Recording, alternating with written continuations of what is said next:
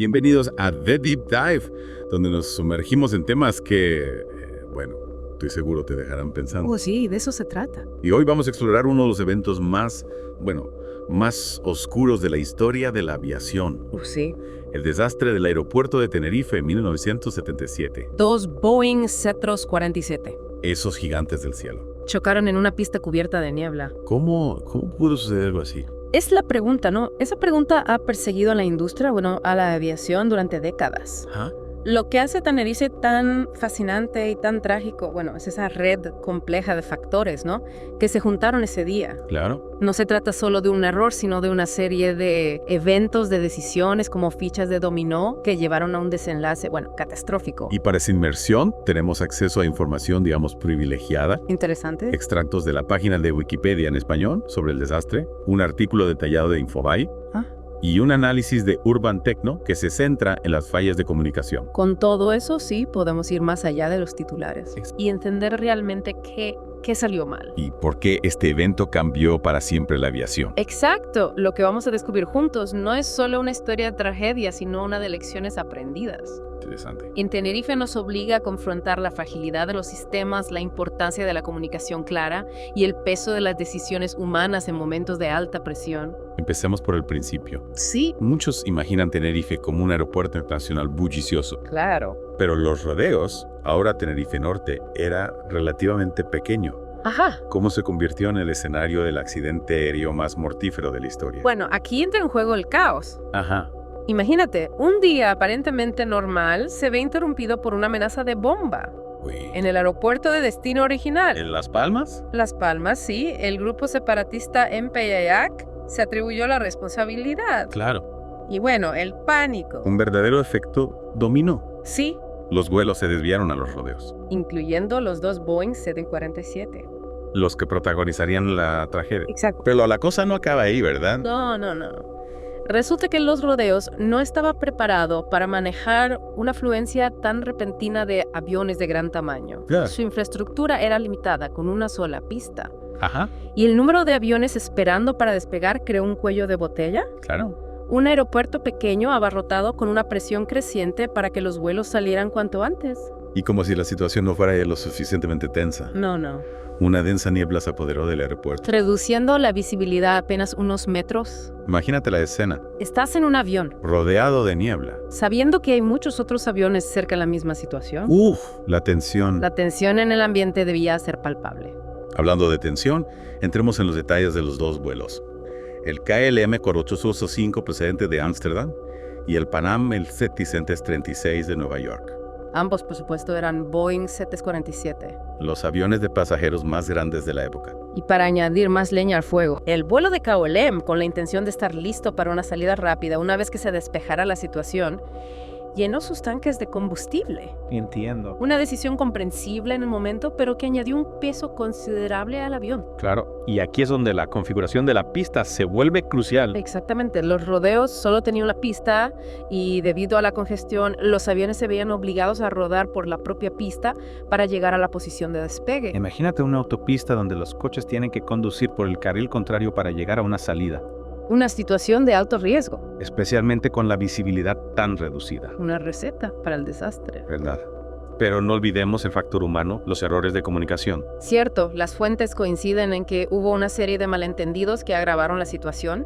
¿Cómo cuáles? Interferencia en las frecuencias de radio, uso del lenguaje no estándar por parte del KLM y lo que parece ser una mala interpretación de las instrucciones de la torre. Un cóctel fatal que lamentablemente se estaba gestando. Lamentablemente sí. Entonces, podemos decir que fue la tormenta perfecta de circunstancias desafortunadas. En cierto modo, sí.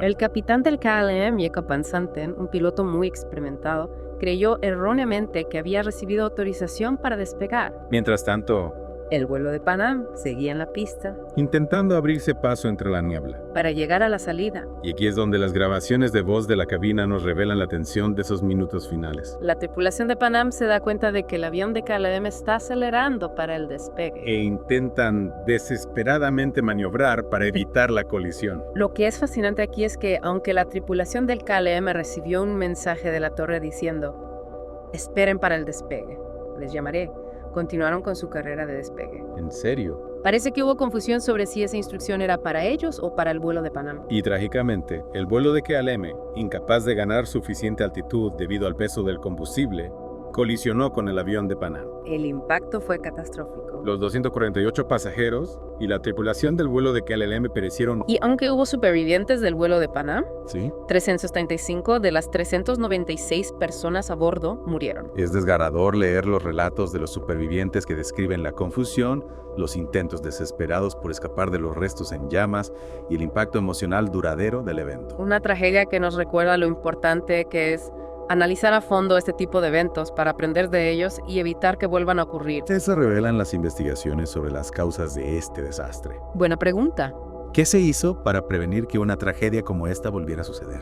Esa es la pregunta clave. Y en la siguiente parte de nuestra inmersión, Exploraremos los hallazgos de la investigación los cambios que se implementaron como resultado de esa tragedia. y los esfuerzos continuos para mejorar la seguridad de la aviación en todo el mundo. No te lo pierdas. Te esperamos. Tenerife, más allá de las cifras y los datos técnicos, nos confronta con historias humanas. Que sí. Historias de supervivencia, de pérdida, de valentía en medio del caos. Las voces de quienes vivieron esa tragedia nos dan una perspectiva invaluable. Claro. Y no solo me refiero a los pasajeros, sino también a los controladores aéreos, al personal de emergencia, a todos aquellos que se vieron afectados por este evento. Precisamente, una de las fuentes que tenemos, el artículo de Infobae, Sí. nos presenta el relato en primera persona de Robert Bragg. El copiloto del vuelo de Panam. Exacto. Su testimonio es realmente impactante. Describe la confusión en la cabina, Mientras intentaban descifrar qué salida tomar, en medio de la densa niebla. y luego la repentina comprensión de que el avión de KLM venía directamente hacia ellos, Bragg lo describe con una crudeza. que te pone los pelos de punta. Recuerda haber gritado ¡Salgan!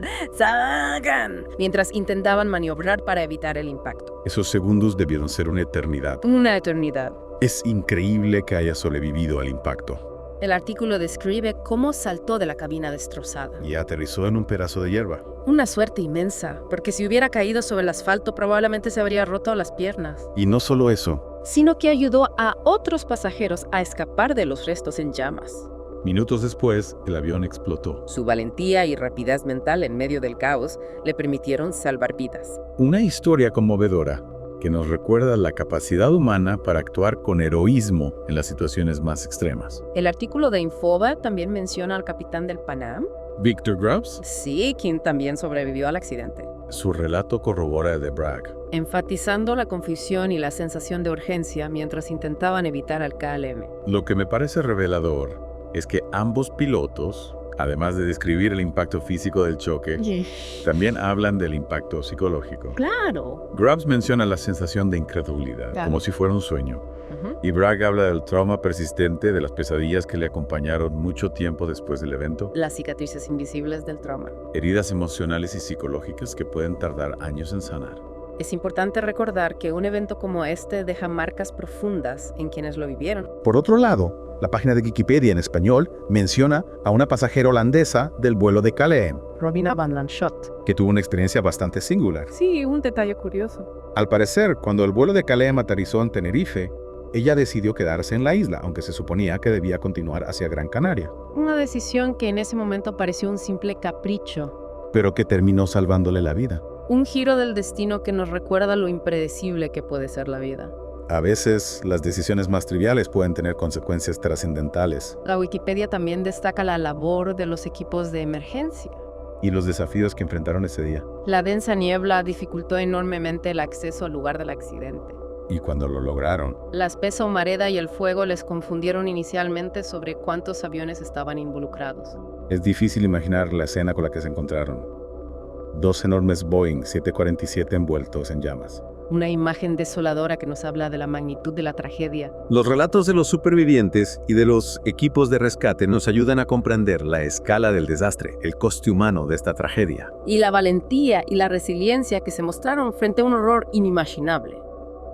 Sus historias son un testimonio de que incluso en los momentos más oscuros hay destellos de esperanza y humanidad. Sin duda. Pero la pregunta que sigue rondando mi cabeza es, ¿podría haberse evitado este desastre? ¿Hubo señales de advertencia, algún aviso, que pudiera haber alertado a las autoridades sobre la posibilidad de una tragedia como esta? Esa es la pregunta clave y a la que los investigadores dedicaron incontables horas para intentar responder. Claro. Aunque es imposible retroceder en el tiempo, Sí, es fundamental analizar los eventos que llevaron al accidente para ver si hubo alguna oportunidad perdida de intervenir o de cambiar el curso de los acontecimientos. Entonces, examinemos los factores que contribuyeron a este desastre y exploremos qué medidas se tomaron para evitar que algo así vuelva a suceder. Buena idea. Quizás, al comprender los errores del pasado, podamos contribuir a crear un futuro más seguro, no solo en la aviación, sino en todos los aspectos de nuestras vidas. Absolutamente. Y en la parte final de nuestra inversión. Analizaremos las conclusiones clave de la investigación, los cambios que se implementaron a raíz de esta tragedia y los continuos esfuerzos por mejorar la seguridad aérea en todo el mundo. Tenerife no solo nos dejó una cicatriz profunda, sino que se convirtió en un punto de inflexión para la aviación. Sin duda. Las investigaciones posteriores al desastre revelaron una serie de fallos sistémicos y errores humanos que combinados crearon las condiciones para la tragedia. Tenerife fue como una lupa que amplificó las vulnerabilidades de la seguridad aérea de la época. Es increíble pensar cómo un solo evento pudo desencadenar cambios tan profundos en una industria global. Totalmente de acuerdo. Es un testimonio de la capacidad de aprender de los errores, incluso de los más dolorosos. La comunidad aeronáutica, conmocionada por la magnitud del desastre, se embarcó en una búsqueda incesante de soluciones para evitar que una tragedia similar volviera a ocurrir. Y uno de los cambios más significativos, como ya mencionamos, fue la estandarización del lenguaje en las comunicaciones aéreas. Es fascinante cómo algo tan fundamental como el lenguaje pudo haber jugado un papel tan crítico en el desastre de Tenerife. Imagina la escena en la torre de control. Y en las cabinas de los aviones. La niebla, la tensión, la presión por despejar el aeropuerto lo antes posible. En ese contexto, cualquier ambigüedad en las comunicaciones podía tener consecuencias fatales. Las fuentes que hemos consultado coinciden en que antes de Tenerife no existía una adhesión estricta a una fraseología común. Ya veo. En las comunicaciones entre pilotos y controladores aéreos, esto daba lugar a confusiones, especialmente en situaciones de estrés. Y eso fue precisamente lo que sucedió en Tenerife. El capitán del KLM interpretó erróneamente un mensaje de la torre. Creyendo que tenía autorización para despegar. Una confusión que en última instancia tuvo consecuencias devastadoras. A raíz del desastre, el inglés se convirtió en el idioma obligatorio para todas las comunicaciones aeronáuticas. Y se implementaron frases estandarizadas para garantizar la claridad y reducir el riesgo de malentendidos.